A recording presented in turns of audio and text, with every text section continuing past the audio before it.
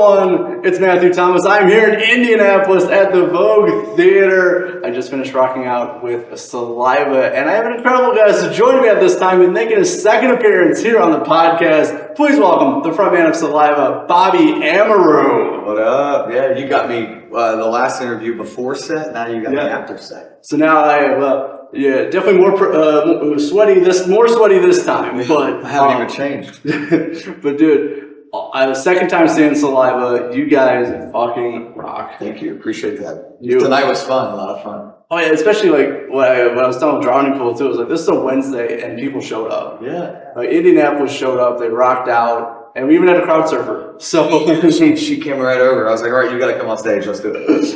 And that's what I really like about like you guys like Drowning Pool is like you guys are always like you always make time for your fans and have like fun moments like that. And I think that's just an awesome thing and like makes me like you guys even more. Like you guys give back to your fans. I mean, I believe in just being a good human, being genuine, dude, and like to people, you know, especially people that are like supporting you and stuff, or supporting you through the years. And you know, I think it goes a long way to shake a hand and just tell someone thanks, you know, for coming out to the show. And I mean, there's, you know, bands up there that are, you know, they don't do that stuff. And I mean, we don't expect everybody to do it, but that's them, you know. And for me, I think it's important to be able to shake hands and take pictures of people. All right, I think so too. You know, everyone has their own way of, you know, doing things and own kind of, you know, things like that. But I think it does at least stand out to me as being more of an outsider with this. Well, sometimes if you take yourself too serious, people really don't give a shit. I mean, it's just like becomes like, you know, whatever. That guy's too good, or something like that. But I always like to pay attention to like all the bands on this tour. You know, we had a Thrower, Above Snakes, Saliva, and Drowning Pool, and all of you guys were, you know, taking time for your fans, and I think it's awesome. It's an awesome tour package. I know I saw you last time with Adelaide's Way and Eddie Givenson. Oh yeah, fantastic lineup of bands, and equal caliber with this part too as well. Great, thank you. So I'm curious, I did ask CJ this as well. So like you guys had part one in the fall of last year. So like when was it decided like, hey, we should do a part two of this? Well, they originally were asking us about doing a part two, adding on to last year. And we were like, well, we got Halloween coming up and like Thanksgiving and all that. We didn't really didn't make a whole lot of sense. And you know, Ryan lives in the UK and he went back. We just like, let's just look at spring, maybe, you know, late spring. And we knew we had some festivals that we were on together, like Welcome to Rockville and Sonic Temple and stuff. So let's maybe anchor some shows around those. You know. I love this. You know, you guys, the Saliva and Drowning Pool has been some of my favorite shows that I've been to. Just the energy that you guys bring. So I was very happy when I heard that there would be a part two. Yeah. So I was like, I get to see you guys again.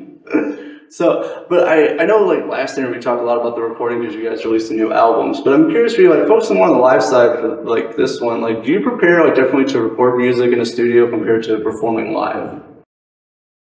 Different preparation. Is that what you mean?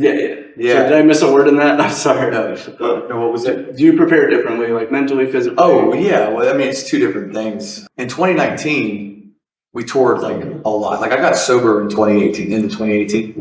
And then, you know, we toured all of 2019, like so many shows.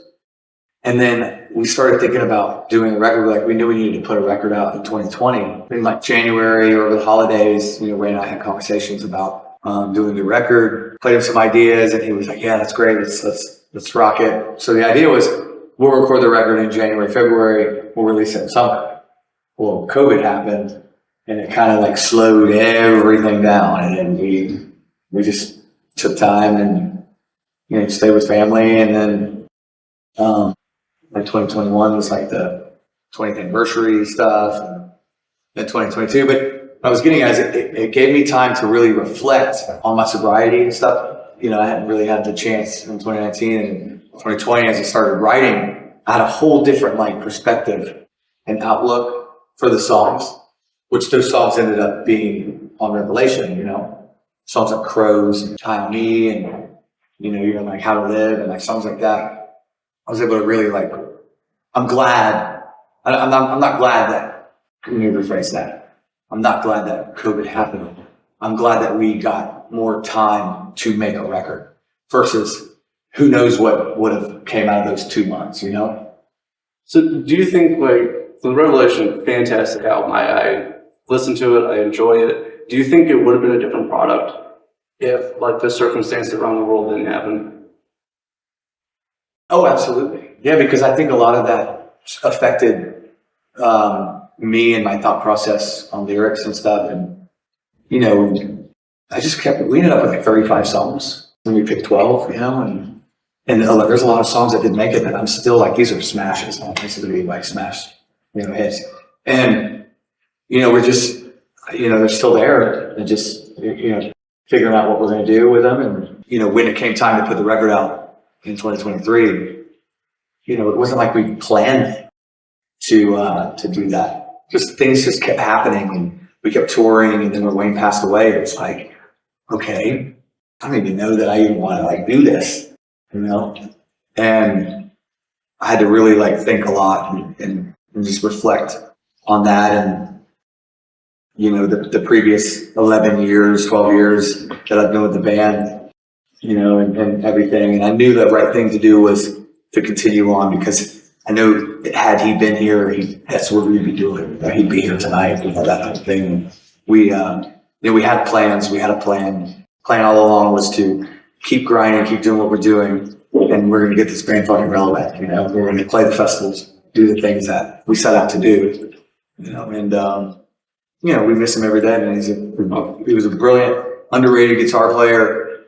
You know, and you know, something that I never really shared this with a lot of people, but it's something that he and I have so many conversations, so many like heart to hearts and 2-hour long conversations, you know, all the time on the phone, you know, and, you know, we really became like best friends and such. But, you know, I don't know, we were doing an interview or something and I never heard him like say this, but he was like, you know, what I love most about Bobby coming into the band and you know, was I actually finally got to be myself. Because he always felt like he was holding back. And I didn't really know this when, you know, we make records and stuff. It was like, no, don't solo. Solos aren't cool. Or don't do this. Or you need to look this way. You need to dress like this and like that kind of stuff. And I think he always just had a thing for like, wanting to be Rob Zombie's brother or something, you know, and he loved industrial music like Nine Inch Nails and loved, you know, fucking Marilyn Manson and Rob Zombie and White Zombie, all that stuff. And I think he just kind of like, you know, and I was like, bro, you should grow your hair to your ass, grow up here, do what makes you happy. And I was always like, you know, solo, you know, because he was such a great guitar player. But that was one of the things that I was like, when he said that, I always felt like, wow, that, you know, I'll always remember that. Well, I really appreciate you sharing that. I didn't know that, you know, with that. And that's just so cool. Like, you know, it can wear people down, like when you can't feel like you can be yourself. And actually, you know, have that great connection with them where you guys can be, you know, yourselves and just have fun. That's what he was, just a wild animal, dude. And he loved people. He never had enemies, dude. He never had enemies. I would literally hear people around him arguing about someone or things in particular, and he would just always be like, and he would change the subject. It was like he was the guy that would always take the high road. I think I learned a lot of that from him too, just in that, because, you know, certain things will make me just, you know, like, man, that's really not cool or something. But I'm like, you know what? Life is short. And you gotta just, you know, I'm all about embracing life, embracing the moment, embracing, you know, my family and all the positive things in my life and all the negative stuff. I don't care. Life's too short for some negative stuff. Right. I did want to ask then, like, what is like the biggest either tip or advice you learned from Wayne? Oh, advice? Yeah. From Wayne? Yep. Was he would say something, I would say, hey, what do you think about this? And he would tell me how he felt. And then he would, at the end of that, go, now, I don't know if that's the best advice, that you should take. You shouldn't maybe take advice from me, but you know, that's how I go. So he just always had a funny way and outlook of stuff, you know, and bringing light to the room. But I mean, advice from him was more, I remember when I got sober in 2018, that was kind of a tough time for me because, you know, I'd just been drinking a lot and, you know, on the road and lots of changes and things happening, you know, relationships and meeting my wife. And, you know, I felt like that changed my life completely, you know, and her influence on me to be a better person and get sober and for my kids, you know, and stuff. And then I just remember like, you know, him knowing that I was like getting sober, and he was like, dude, I support you 100%. He's like, you know what? I'm going to get sober too. And that's how he was. And then, you know, we get 1-2 shows in, he goes, Fireball is what he liked. Thing is that when he discovered Fireball, he was never a big drinker. So he would always say, man, I didn't start drinking until I was like, you know, 50. Fireball, when he discovered Fireball, he just couldn't resist that. But so much advice, learned a lot from him. Just through the years, we had a great bond, great time. Great in the studio he always just had great ideas, and you know, we made some cool shit together. Oh, definitely. He would have made the Saliva discography, and I mean, he's an amazing, as you said, underrated guitar player. Unfortunately, I never super underrated. Got the opportunity to see him live, but like from the videos I've seen, just from talking to people, he was awesome. Like, just, you know, as a guitar player on stage, but also he was an amazing person off the stage too. Oh, he was old school. So I mean, you know, he did the whole like 80s stuff and 90s stuff, and then when he got Saliva, he was already like toured the world like a bunch of times, or toured a bunch, you know, with other bands and stuff. But he, you know, some of my favorite moments were having him in the studio and just, you know, getting to that riff, that bridge or whatever, and just saying, all right, bro, solo. And then he always liked to work it out. He would work his solos out. He'd sit there for a minute and just let him do his thing and keep everything, you know, and then, but he liked to work it out and then play it all the way through, which I always thought was great. He's like, that's how I learned it live. That's how I learned it live, playing it live. So how was, like, obviously we see Wayne when he was on the stage, like, how was he in the studio? Was he like that same kind of like? Dude, he was like incredible. He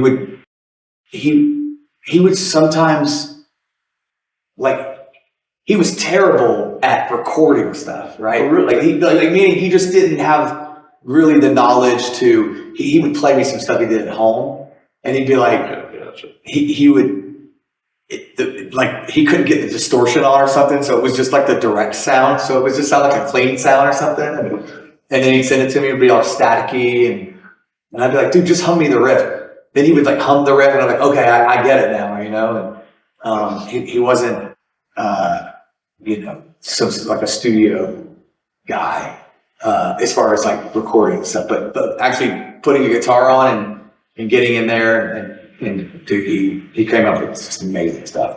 Like that How to Live riff on that record. That was one of the ones that was one of those that I think about, that he was trying to tell me the riff, and he's like, all right, I did a recording of it, but I think it's kind of messed up. Sent it to me, I was like, bro, it's all staticky and distorted. So he hummed me the riff, and I was like, yeah, that's amazing. He laid it down, it became a song, you know.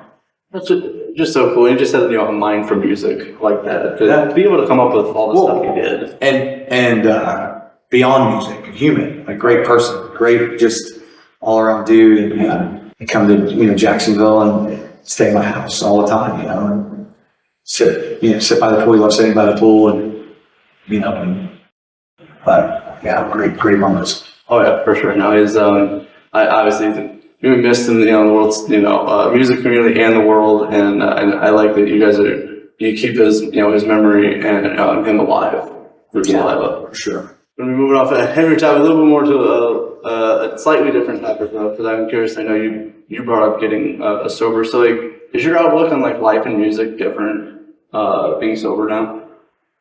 Well, I think that when you're not sober, you're kind of just like in this blur. You're kind of in this like world of, there's just so much going on when you tour, and you don't really have a whole lot of I mean, you've got a lot of free time, but I think being sober on the road is much different. It is much different. Like, but it's better. It's the best move I ever made, best decision I ever made for myself. I enjoy it more because I feel like I just have more clarity. I don't like feel like crap, you know, all the time. And that was one of the reasons why I stopped, was I was like, I'm just tired of waking up feeling like crap, dude. It doesn't feel good. You know, I know that this would be the one thing, if I change this, that it might help me to become a better person and do better things, you know? Well, for sure. Now, you know, just seeing you live, you got a ton of energy, you know, when you perform. And I think, you know, obviously, for me, like me personally, I never decided to drink alcohol because I was just never a fan of it. So, that's awesome, man. Don't start. That's what people told me to, and I kind of saw how some of my other friends and relatives would act when they drank too much. And I was like, I never want to be like Dude, it never leads to anything good. It just doesn't. It really doesn't. And you can't tell me that anything that I have ever done that was probably like, why the fuck did I do that? Was probably from drinking. I mean, I'm just grateful and glad that I never hurt anybody, like, you know, physically, or, you know, got in a car, and, you know what I mean? So I'm very just grateful. And like, people hit me up all the time that know that I'm sober, and they ask me advice and stuff online or whatever, and I always take the time to write them back and let them know, because I know it's a serious thing, man. And sometimes people don't know who to talk to. And having been there, I always say, I'm not in your shoes, so I don't really know what you're going through, you know, daily, and, you know, but I know that if you want to make the changes in your life, like, I can assure you, it'll make your life so much better, and you won't miss it. I was not expecting this to be a conversation, but I appreciate the time. Sorry, man. But no, it's very relevant. There's a lot of people who struggle with that, and I know for people personally who do as well. And but it is like, when you think like that, like, it's once you remove that from your life, it doesn't take away from your life; it adds to it. You know, your health is better, mental health is better, and you have more energy. You can do more things, and, you know, have a better kind of outlook on mindset. Yeah, I will say with music, with songs, like I understand songs differently now, you know, from a sober perspective. Then when I always be like drunk, like listening to Alice in Chains songs, I'm like, oh my God, yeah. Now when I'm like listening to it sober, I'm like, God, such a fucking great song. I wish I wrote it. You know, it's like, it's crazy. I think you appreciate some stuff more in life. Mm-hmm. You know, you appreciate life. Yeah, in general. Yeah, life in general. And just being alive. And, you know, yeah. And I appreciate your time. I appreciate you sharing your story with that. And I know we're gonna wrap up this interview very soon. I have a fun question. I know we talked a lot of heavy topics. All right. So I got a fun question before we head out. So I asked you what your favorite Saliva song to perform live was last interview.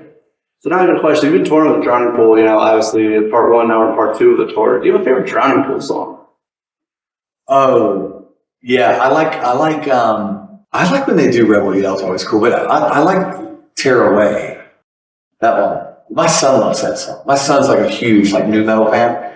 We played it, Welcome to Rockville, and, you know, we were on it's funny because my daughter, she got to meet Skillet and the Flyleaf and stuff, and they were so nice, man. They were so sweet to them. And my son's like, man, I want to see Mudvayne. I want to see Disturbed. You know, he's all. We played the opening night for the pre-party, and he was like, he saw the flyer and he goes, Flaw's gonna be there. And I'm like, you know them? He's like, yeah. He's a huge nu metal fan, so he loves all that stuff. The System of a Down, all the. Yeah, he loves Godsmack, Limp Bizkit. Honestly, that's awesome. But he loves Drowning Pool, so that's what I was getting at. Oh, yeah. And Tear Away, that's his favorite song. So, and he always play that song when I take them to school and stuff, so in the mornings. Nice. Yeah. CJ was telling me earlier that when they were playing that song live tonight, this lady just crying. He was, overcome with emotion, just started crying throughout that song. So it's a very powerful song. It's a great song. Well, a great message. Listen to that chorus, man. I mean, that's all he has to say, and it's it's super effective, you know. Oh, yeah, for sure. But no, excellent. But no, sorry. Last question, then we will wrap this up. So, So your son likes the new metal. So how would you describe like your daughter's taste in music? She likes everything. Okay. She likes everything, man. You know, so she likes country, she likes pop, she likes rock, she likes metal, she likes it all. Nice. Yeah. Awesome. Seriously, she loves Miranda Lambert, then she loves Bad Omens, and she loves Deftones, and she loves, she's always putting different stuff on that. That's awesome. And I love that because it's just really, a lot of the videos and stuff that we do on like TikTok and other videos that she does, and those songs, she'll pick some.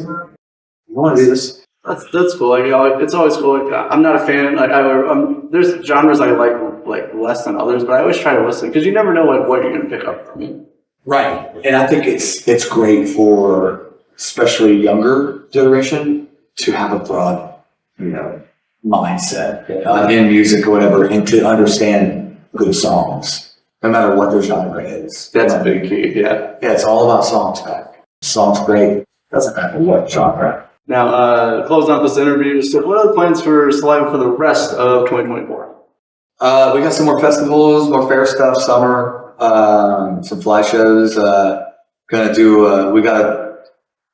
We're working on a tour right now, like later summer.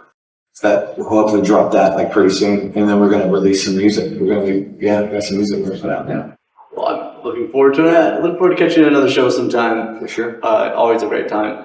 But please check out Sports Saliva. See them anytime you can. It's always a fantastic show. Bobby, thank you so much for stopping by. Support you again. Yeah. Always a pleasure. For Bobby Amaru with Saliva, I'm your host always, Matthew Thomas. Thank you so much for watching. Listen to Super Cool Radio. And remember, stay frosty.